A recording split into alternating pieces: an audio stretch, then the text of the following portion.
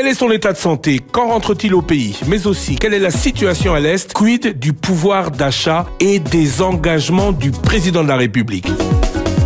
Exclusif, ce mardi 6 août, en direct sur Top Congo FM, le président Félix Tshisekedi s'exprime. Exclusif. Retrouvez-moi aujourd'hui en direct de Bruxelles avec Baudouin Ambawechi du site Congo Indépendant. Radio de l'information. Chers auditeurs, chers téléspectateurs, bonsoir et bienvenue ici à Bruxelles ou en direct de la capitale belge avec Baudouin Ambawechi du site internet congoindépendant.com. Nous allons interroger en exclusivité Monsieur le Président de la République, Félix-Antoine Tshisekedi. Bonsoir. Bonsoir, Christian Lusakweno. Bonsoir, Monsieur Baudouin Ambawechi. Merci d'avoir accepté de nous accorder de votre précieux temps, votre séjour annoncé comme médical. Alors, on entre dans le vif du sujet. Vous êtes parti de Kinshasa un peu à la surprise générale. Votre service de communication a annoncé quelques problèmes médicaux. Comment allez-vous? Très bien, je crois que ça se voit. Je vais très bien. En fait, j'ai tout simplement fait accepter une prise en charge de mon premier médecin de 2022 que j'avais invité à Kinshasa parce que je ne voulais pas bouger de Kinshasa, même s'il devait y avoir une intervention chirurgicale. Et donc, en le faisant venir, il a apprécié évidemment le matériel que nous avons à l'hôpital du Kantiachi, mais il a préféré, pour être sûr et couvert par ses assurances, que je vienne ici moi-même et qu'il examine cela. Ce que j'ai fait. Donc, dans le timing qu'il fallait, j'ai attendu de présider le dernier conseil des ministres du vendredi d'avant celui du 2 août dernier. Et puis, après, j'ai pris l'avion.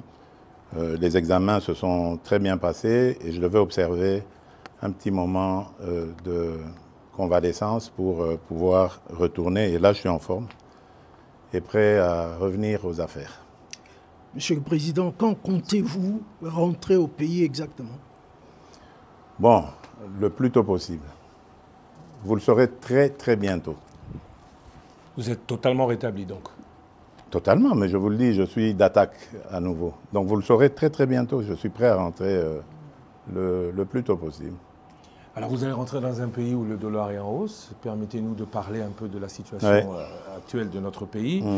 Dollar en hausse, pouvoir d'achat en baisse. Que fait le président de la République, candidat élu il y a 8 mois aujourd'hui, réélu président de la République?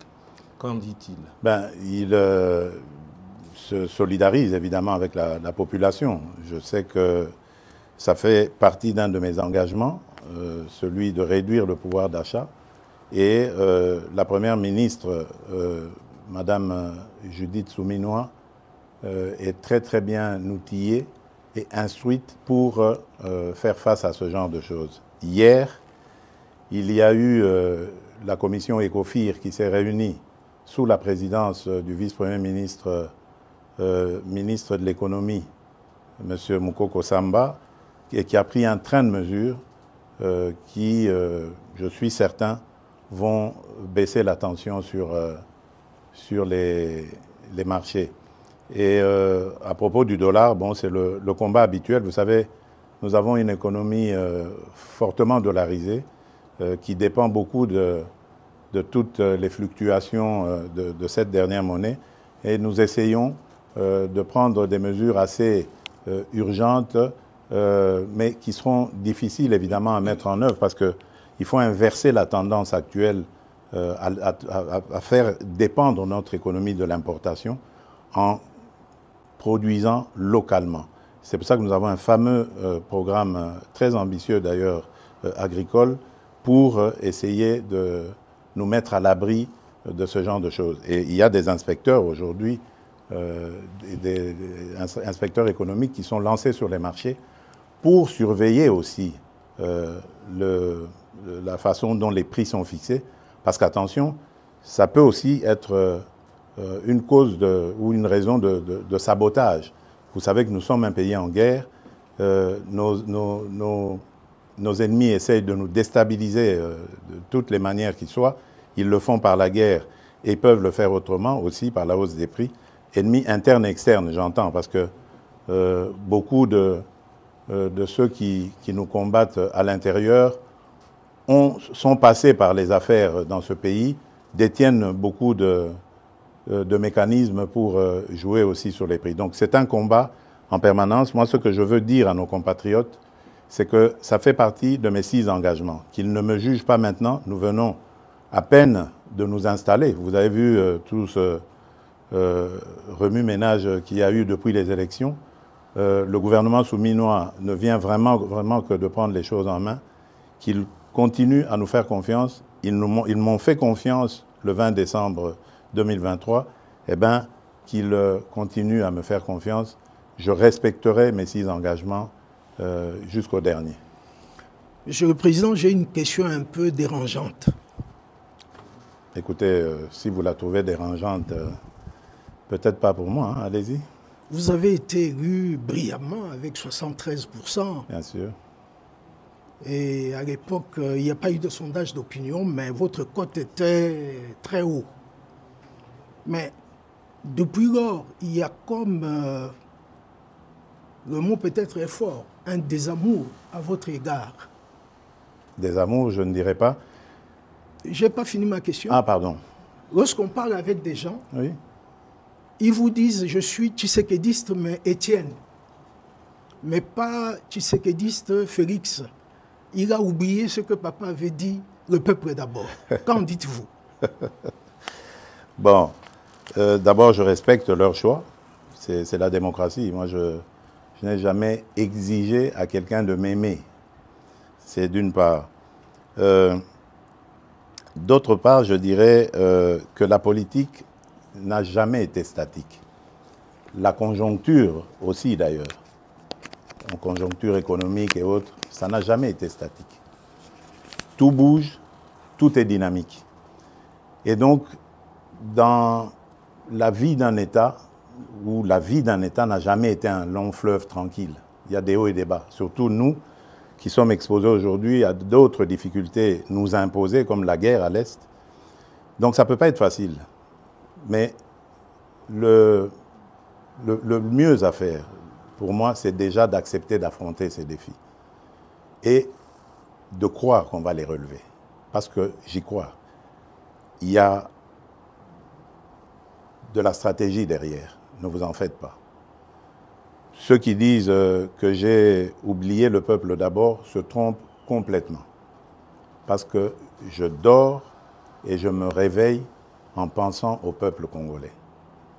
J'en prends même sur ma santé tellement que c'est le premier de mes soucis.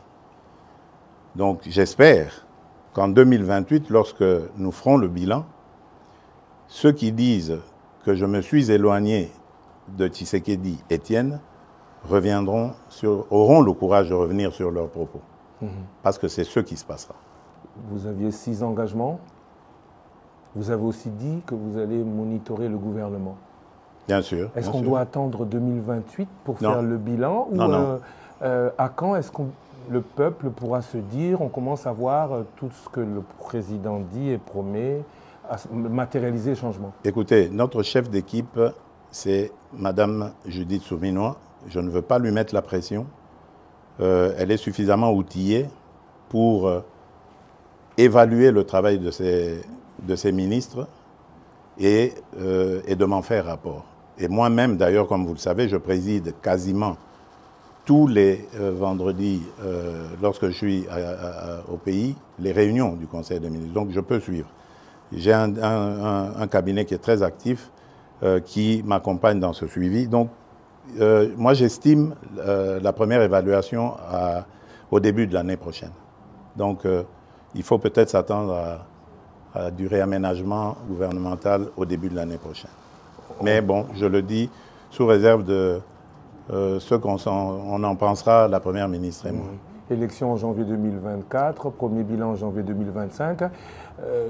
Que dire de la léthargie institutionnelle? Tout prend, beaucoup le regrettent, beaucoup trop de temps. Oui, et vous avez, en parlant de ce temps qui coule, qui passe, sans que changement n'arrive. Vous avez vous-même, ici à Bruxelles, évoqué lors de votre précédent passage, des révisions constitutionnelles ou des modifications de la Constitution à faire. Cela a créé beaucoup de polémiques. Alors maintenant, on voudrait, si possible, que vous nous précisiez de quoi il s'agit. Est-ce que le président, comme le dit votre opposition, veut s'éterniser au pouvoir? Certains dans votre parti disent que vous êtes président à vie, ou le président a des points précis dans la Constitution qu'il vaudrait modifier, si oui, lesquels? Écoutez, moi je suis toujours conduit par un seul leitmotiv, c'est le salut du peuple, c'est pour moi la loi suprême. Lorsque j'évoque des modifications que je juge utiles pour la bonne marche de la nation, du pays, je me préoccupe très peu de la polémique. Je n'y regarde même pas. Parce qu'évidemment, il y a toujours des petits malins qui vont essayer de détourner mes propos et essayer de les amener dans une polémique inutile. Je n'ai jamais dit que je veux changer la Constitution pour rajouter le nombre de mandats présidentiels ou d'années. Non. D'abord, ce sont des dispositions inamovibles. Pour les changer, il faut retourner auprès du peuple souverain primaire.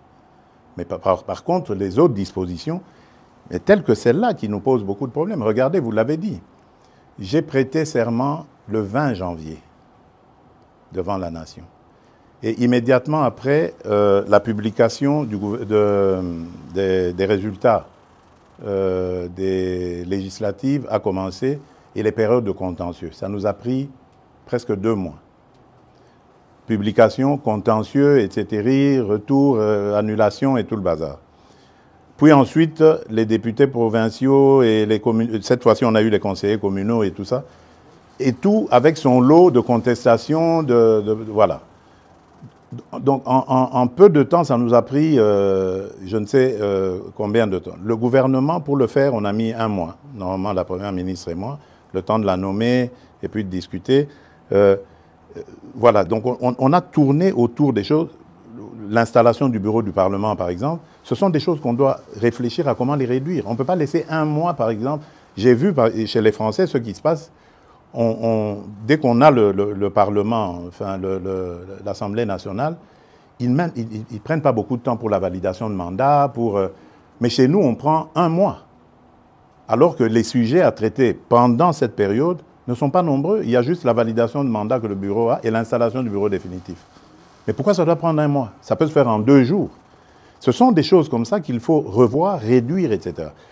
Autre chose, par exemple, qui me motivait à vouloir ce changement de constitution, enfin des modifications dans la constitution, c'est la désignation des gouverneurs. Je trouve que la désignation des gouverneurs aujourd'hui fragilise nos provinces.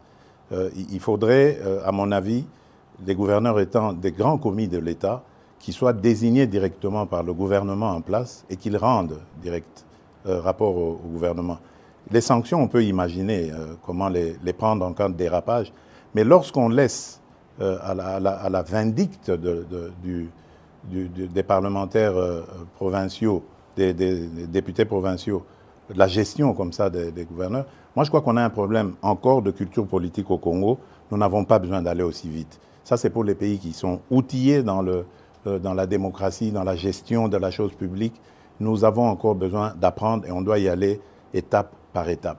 La réforme sur cet éclatement de l'administration a été très très mal faite à mon avis et précipitamment et il faut revoir. Voilà pourquoi moi j'ai parlé à un certain moment de réunir une grande commission nationale de plusieurs experts, une commission multidisciplinaire qui ferait qu'on prendrait en compte tous les vrais problèmes de la nation, mais par des nationaux, pour avoir une constitution adaptée à nos vrais problèmes, pas celle qu'on a eue, qui nous a été parachutée venue des laboratoires étrangers. Voilà, on pourrait recourir à l'expérience étrangère, mais en fonction de nos expériences vécues au pays. Aujourd'hui, moi je suis désolé, Mais notre pays s'éclate de plus en plus à cause de toutes ces élections provinciales et autres qui radicalisent le tribalisme, le clanisme. Aujourd'hui, vous allez, par exemple, je prends le cas de l'ex-Grand Katanga, mais vous trouverez quelqu'un, par exemple, qui a vécu à Lubumbashi, mais parce qu'il est originaire du Lualaba, on lui conteste le fait de pouvoir aspirer à quoi que ce soit à Lubumbashi. Soit disant parce qu'il y a eu découpage et que maintenant sa place est au Lualaba. Mais qu'est-ce que ça veut dire? Le pays va volo là. Donc on doit faire attention. Je veux bien démembrer les choses, je veux bien rapprocher l'administration le plus près possible des administrés, mais attention, je tiens à l'unité de la nation. J'en suis garant. Monsieur le Président, nous abordons maintenant la situation à l'est du pays. Oui. Aujourd'hui, c'est quasi certain que le Rwanda a relancé le M23 après le réchauffement des relations entre la RDC et l'Ouganda. Très bien. C'est acquis maintenant. Il y a eu la réunion à Rwanda, pour ne pas rentrer dans tous les détails. Il y a eu début de dialogue. Mais il y a des voix qui commencent à dire qu'il faut un peu de bon sens pour qu'on commence à négocier. Avec qui? C'est la grande question. Et mon autre question, c'est que négocier avec qui? Mais quoi? Négocier quoi? Voilà. Très bien. Écoutez-moi bien. Jamais, au grand jamais, tant que je serai président de la République démocratique du Congo, je n'aurai en face de moi la délégation du M23 ou de l'AFC, là, où je ne sais pas, pour négocier. Jamais. Ce que j'ai dit, c'est que je veux parler avec le Rwanda. Pas négocier, vous avez raison. Parler avec le Rwanda pour demander à M. Kagame, criminel de son État, qu'est-ce qu'il a à voir contre mon peuple. La République démocratique du Congo, à l'époque République du Zaïre, avait sauvé le Rwanda d'une plus grande catastrophe qui aurait été si nous n'avions pas ouvert nos frontières à tout ce flot de réfugiés. Malheureusement, il y a eu une certaine cécité internationale qui a permis que parmi les fugitifs, il y ait les criminels génocidaires et qu'ils soient rentrés sur notre sol avec leurs armes. On ne les a pas désarmés. Aujourd'hui, l'enfer est parti du Rwanda et est arrivé chez nous.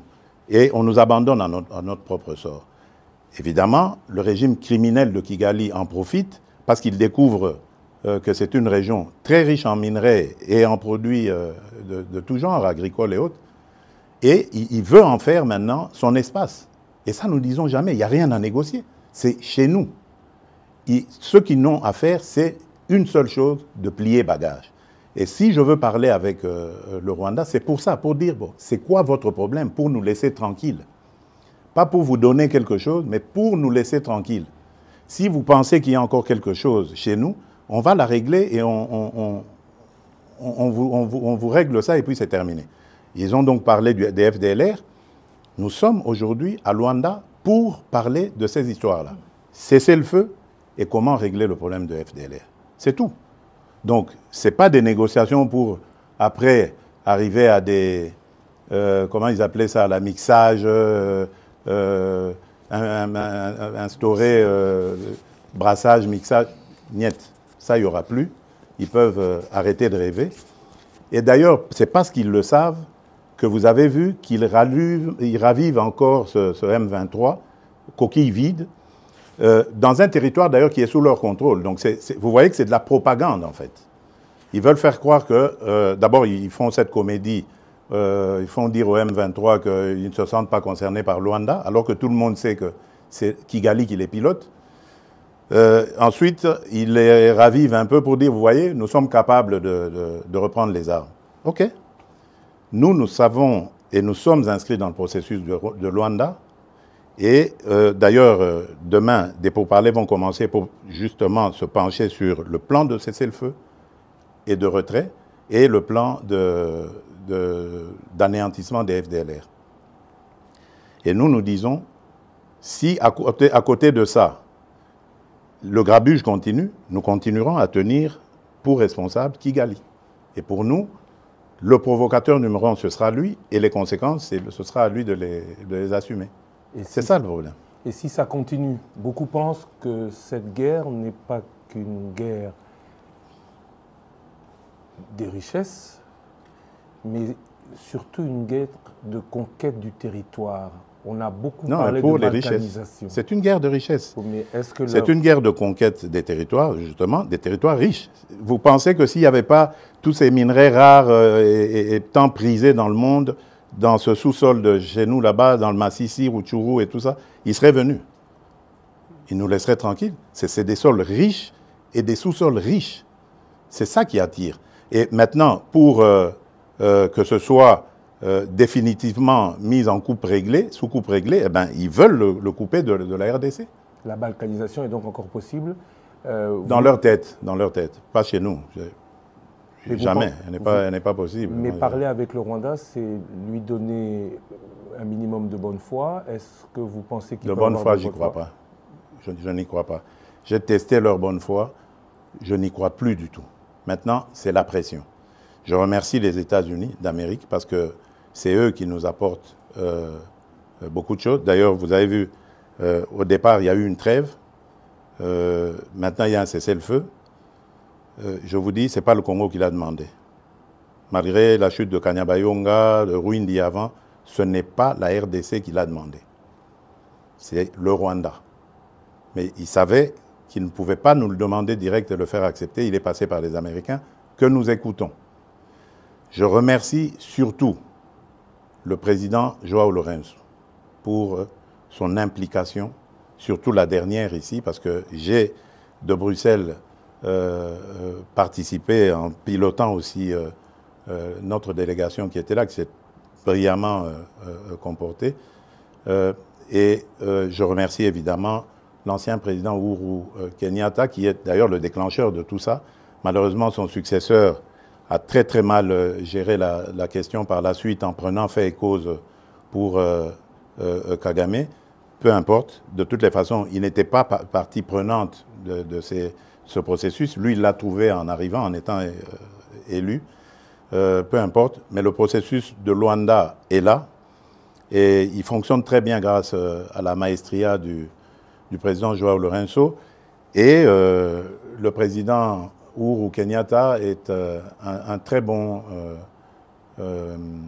facilitateur issu du processus de Nairobi, qui malheureusement a été vidé de sa substance, mais le président, sa crédibilité du président Uhuru reste, elle demeure. Voilà, je tenais à le dire, parce que je suis convaincu que là, nous sommes engagés sur la bonne voie, grâce à ces partenaires, et que nous aurons la solution. Je suis vraiment convaincu cette fois-ci. Après la situation là, je voudrais parler avec vous de tous ces scandales financiers, avérés ou supposés. Ce qu'on constate surtout, c'est qu'il n'y a aucune poursuite judiciaire ou suspension de qui que ce soit. Pourquoi la justice ne répond pas? Bon, écoutez, d'abord, le travail de la justice consiste à faire des enquêtes. Je crois qu'il faut faire très attention. Ne tombons pas dans la facilité, dans l'invective. Et c'est ça que je déplore avec ces fameux réseaux sociaux. Parce qu'on peut, comme ça, à cause des réseaux sociaux, vous défaire l'honneur et la dignité d'un individu. Moi, je tiens beaucoup à ces choses-là. Vous ne me verrez jamais humilier quelqu'un, même si c'est mon dernier, mon pire des ennemis. Je n'aime pas ça. J'ai toujours un brin de respect pour la personne. Or, les réseaux sociaux, ce n'est plus ça. Il suffit qu'on cite votre nom, Lusaku et nos voleurs, ça y est. Si c'est bien mis en place, ça y est, vous êtes condamné, c'est terminé. Donc, laissez à la justice le soin de faire son travail. Mais j'aimerais dire quelque chose à propos de toutes ces affaires. Mais moi, je m'en réjouis. Je m'en réjouis parce que ça n'existait pas dans ce pays-là. Pourtant, des affaires, il y en a. Dans les casseroles, là. Et là, je suis déterminé. Vous avez vu le ministre qui est là, il a cette mission. On va ouvrir les placards et on va sortir les cadavres des placards pour montrer que ce pays a été trahi pillé et volé plus que jamais vous pouvez imaginer avant moi. Aujourd'hui, au moins, nous avons des gens qui dénoncent. C'est déjà ça. Ça veut dire que la corruption avait vraiment été une seconde nature dans ce pays. Donc ne vous en faites pas. Réjouissez-vous quand vous entendez ces choses-là. Malheureusement, c'est récupéré par les réseaux et c'est ça qui désoriente un peu l'opinion, qui désoriente. Parce qu'il faut laisser la justice sereine. Vous savez qu'elle est déjà malade. On est en train de travailler à la remettre en place. Donc il faut lui laisser le temps de faire son travail. On va leur donner encore plus de moyens de travail pour que la justice soit dite. Parce que, attention, on a affaire à parfois des chefs de famille, on a affaire à des gens qui tiennent à leur dignité. On ne peut pas la jeter en pâture comme ça en disant, voilà, ça y est, il est voleur. Non, prenez votre patience. Jamais justice n'a été expéditive. Regardez, dans nos pays à tradition démocratique ici, il y a des procès qui durent 10 ans, 15 ans de corruption. Mais pourquoi est-ce que vous voulez que, parce qu'un nom a été cité, le lendemain, il doit être condamné? Mais non. Il faut lui donner les moyens de sa défense et voir comment ça va se passer. Monsieur le Président, vous avez cité le ministre de la Justice sans le citer. Justement, je voudrais poser une question à son sujet. Ouais. Sa nomination en tant qu'opposant a surpris agréablement beaucoup de gens. Très bien. Est-ce qu'on peut interpréter ça comme une ouverture aux forces de l'opposition? Bien sûr. Est-ce que c'est un jargon que vous passez? Bien sûr. Pour dire que vous voulez rassembler... Bien sûr, c'est une ouverture, bien sûr. Dernièrement, j'ai reçu, pour l'anecdote, les évêques de la Cinco, le jour où ils ont élu leur nouveau président, leur nouveau bureau. Et dans nos discussions, je ne vais pas les dévoiler ici, mais il y a eu une demande allant dans ce sens.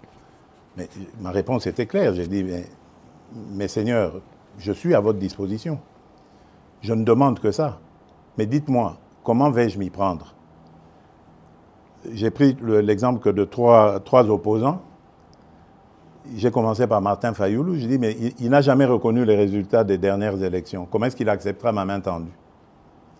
Moïse Katumbi était prêt à faire la même chose, ou il avait même fait la même chose, mais grâce, évidemment, à la pression des siens, il a accepté qu'il rentre dans les institutions, mais lui reste borderline.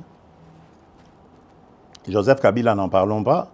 Lui, il a carrément boycotté les élections et prépare une insurrection, parce que l'AFC, c'est lui.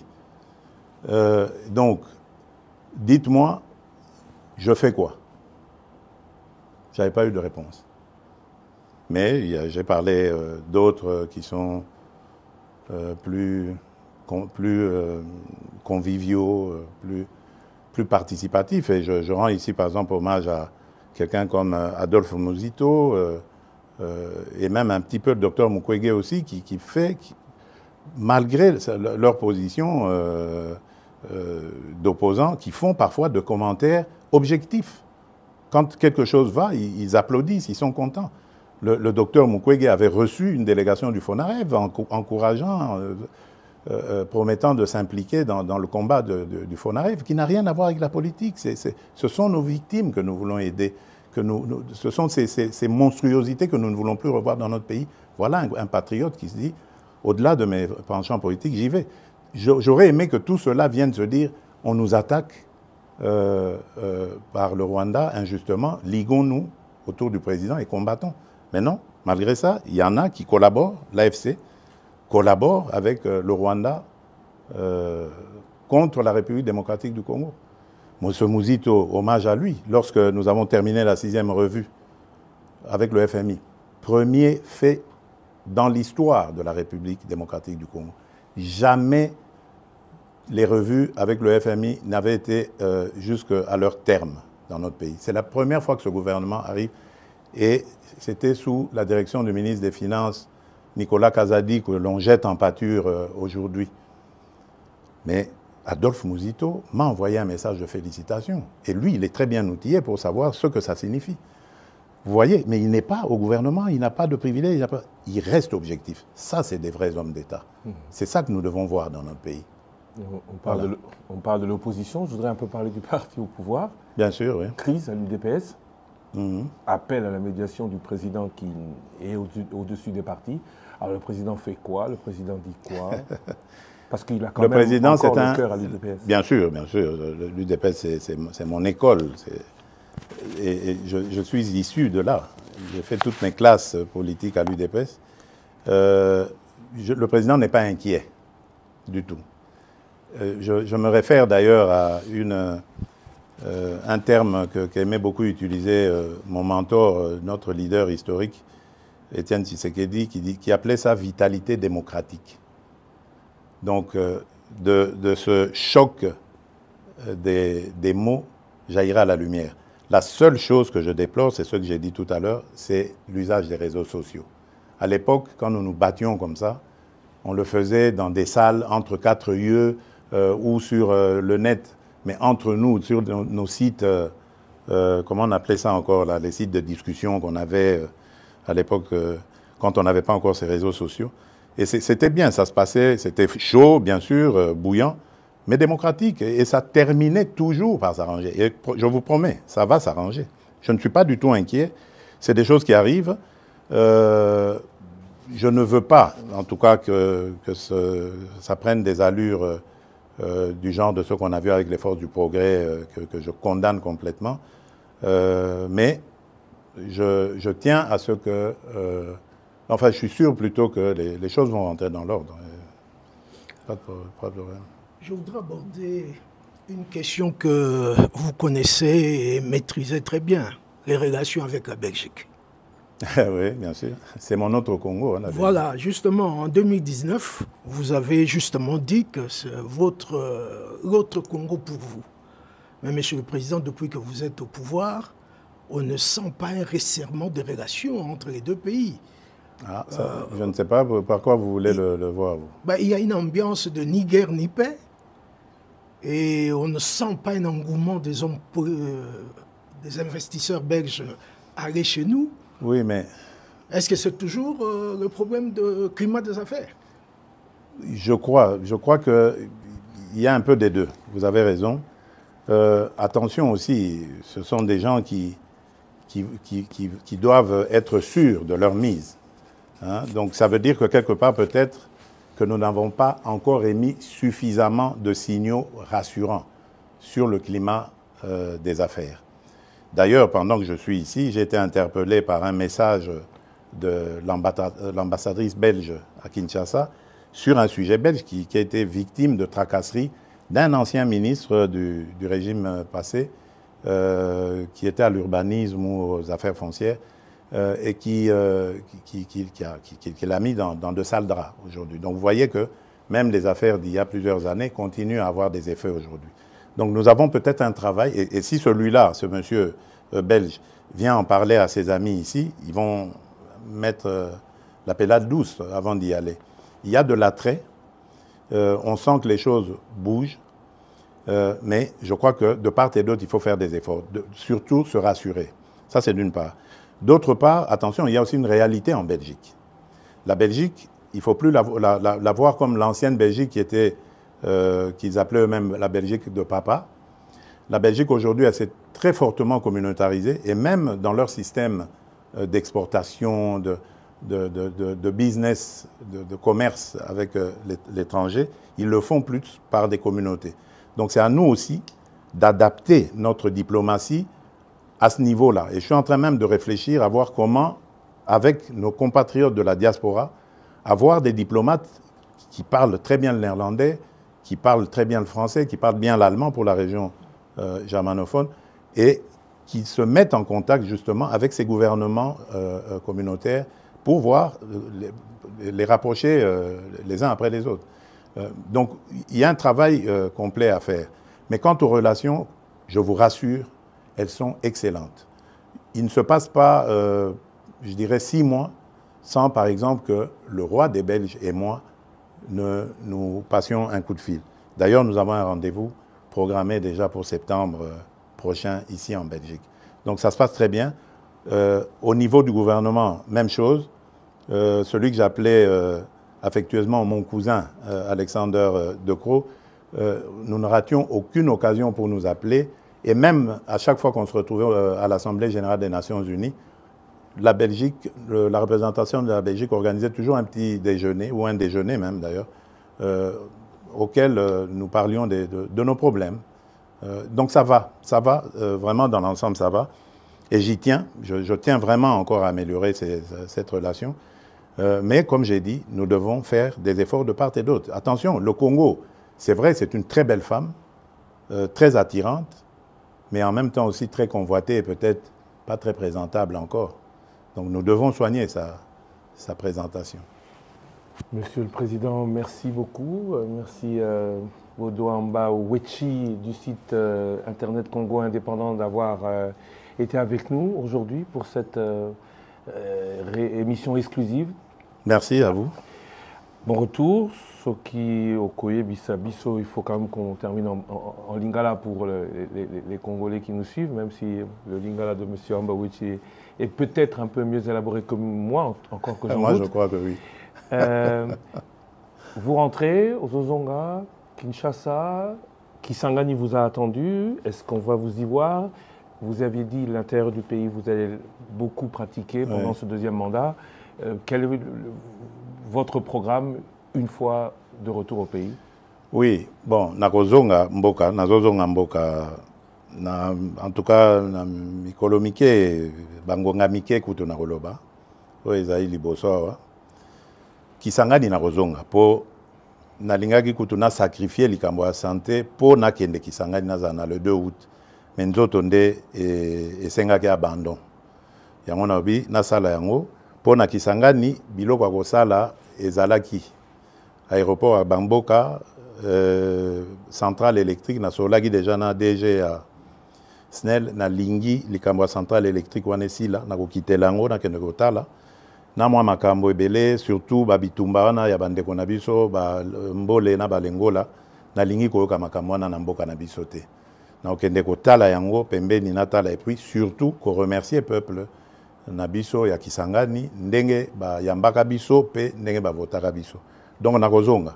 Et puis nakozonga na mois d'août awa. Eza lisusu molaite tokozonga pe na mama parce que sengelaki tokende na mama na le 2 août. Donc nakozonga. Pe nakotambola Congo mobimba bozala na bobangi te.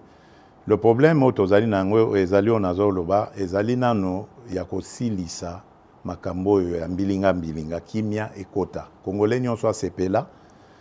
Tokoka kokende kotala na kopesa na bambote na esengo. Okoki kokende te esika batu basepeli kaka na ndako na biso moko Congo bamisusu baza na mawa baza kolela. Nga na nini komona yango te. Na tie nanu makasi na nga mayele na ngai na kosilisa likambo monguna akotiseli biso moto oyo azokotisela biso na mboka. Sima na yango tokosala. Tozana na bambula ti na 2028 likambo banga eza wana ta.